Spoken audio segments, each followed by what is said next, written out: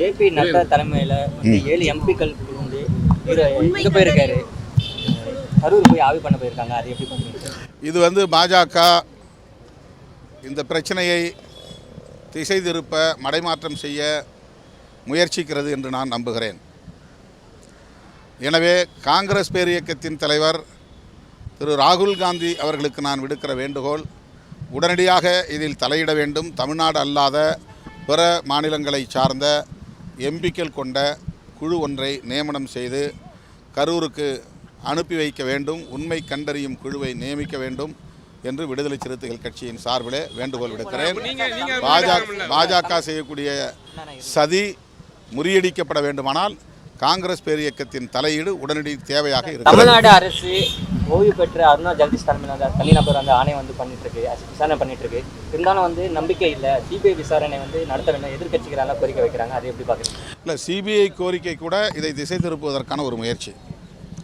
அடுத்து அவர்கள் இதை தொடர்ந்து ஒரு அரசியல் பிரச்சனையாக தேர்தல் வரையில் கொண்டு செல்ல வேண்டும் என்று விரும்புவதாகவும் தெரிகிறது.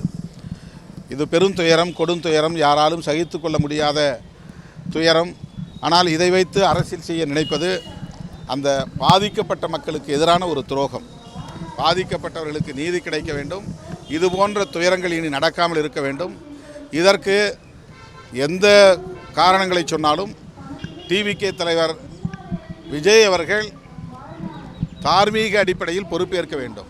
ஒரு கட்சியின் தலைவர் என்கிற முறையிலே தன்னை தேடி வரக்கூடிய மக்களுக்கு பாதுகாப்பை அளிப்பது தனக்கும் பொறுப்பு இருக்கிறது என்பதை உணர வேண்டும்.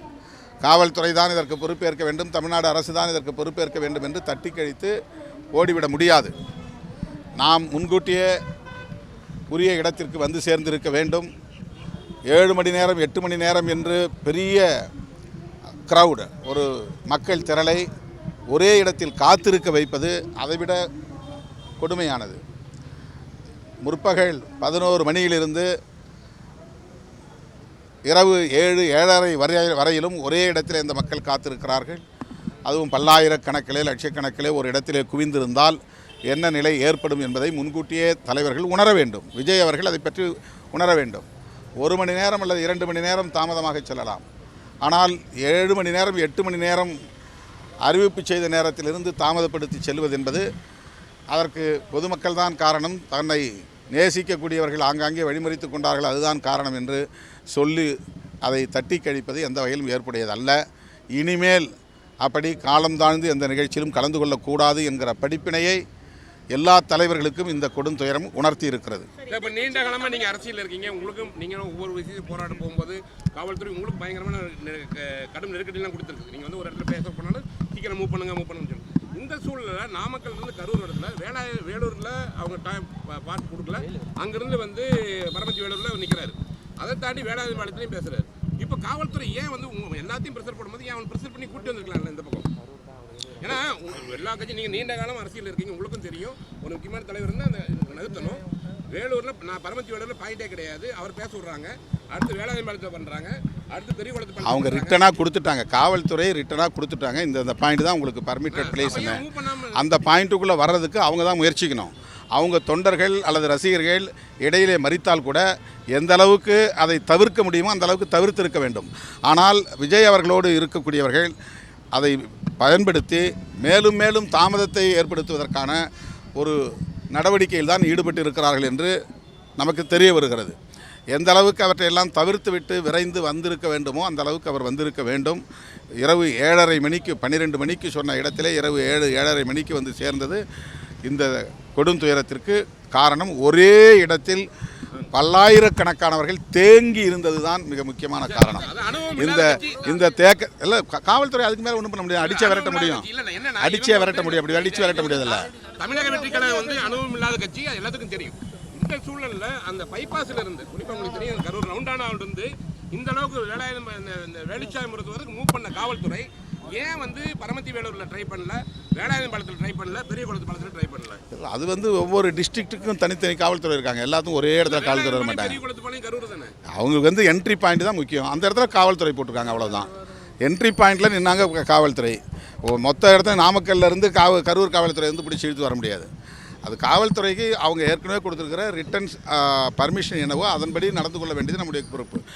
கரெக்டாக நடக்க முடியாது, 100% நடக்க முடியாது. அவர் வந்து ஒரு மாஸ் புல்லிங் ஃபோர்ஸாக இருக்கிற நிலையில் பல இடங்களில் மறிக்கிறாங்க. அப்படி மறிக்கும்போது அதை கடந்து வந்துட முடியாது. ஆனால் எவ்வளவு வேகமாக வர முடியுமோ அவ்வளோ வேகமாக வந்திருக்கணும். ஆனால் இவங்களே பல இடத்துல நேரத்தை ரொம்ப எடுத்து ரொம்ப டிலே பண்ணி வந்திருக்காங்கிறத யாரும் மறுக்க முடியாது.